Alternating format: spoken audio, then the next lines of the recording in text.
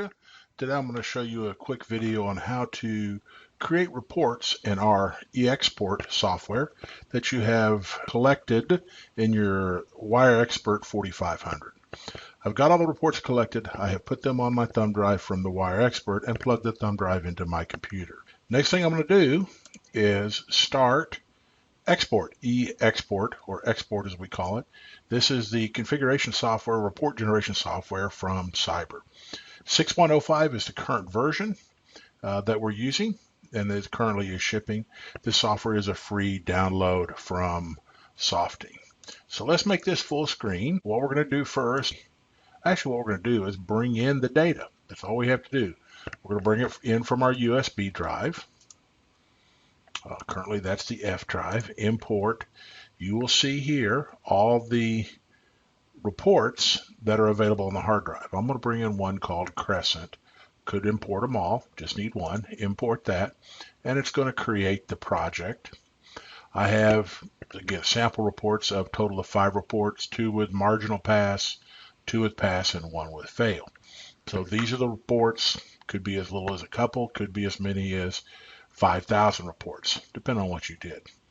If I, just to show you what the software does, if I double click on this, it goes in and gives me the details on that one. You'll see it got a marginal pass, and the next near in crosstalk is where the marginal is, and you can actually see the marker where it thought it was close to the hockey stick line of reports. You can turn things on and off here, look at things, zoom in on parts of the screen, etc. If you'd like to, you can look at all the different, and I'll just click through a couple of these features, all the different graphs on all the different stuff. So that's available in the software if you want to analyze your data. There's also a summary, shows the wire map and the overall settings. We go here to test settings down here at the bottom of the screen. You can see what label we set for that label that we tested for the site Crescent. The operator was D. Stevens. It was unshielded, etc. We also can look at our test probe data. This shows the probes that were used for that particular test. The important data here being the local and remote calibration date are current and in calibration. So we're going to close that. We've got our test done. We could walk through any or all of these, but really all we want to do is create our report. We next would go to export, and we're going to create reports in a PDF format. I'm going to create a summary view and a detail view. Summary view, we could do a selected results. Say you had a subset of results you want to do, or you can do all results. We're going to do all of them, and we're going to call this the Crescent Summary Report, and save that report. This is where you see the report.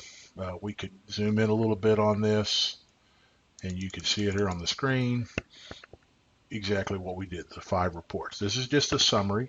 You'll notice we have the logo of the company we did the test for. I'm going to go ahead and close this. I'll show you where you put that in. That's done under settings, company detail. You can actually put their logo in here. Kind of personalizes the report for your particular company that you did these reports for. Next we're going to do is the PDF of the detail. That's going to show all your graphs. Again, we're going to do all results. Generate the report. We're going to call this Detail Report. Click Save, and the detailed report will be generated. Depending on number of tests you have, it will take a little bit of time, but not much. Again, let's zoom in here a little bit to see what we're looking at. And again, all the data that we looked on the screen is available here in the report. Again, these put together, put in report, put in a binder, you've completed your certification process. This can be turned on over to the owner, and you'll have a complete project. You can save this project. We're going to call it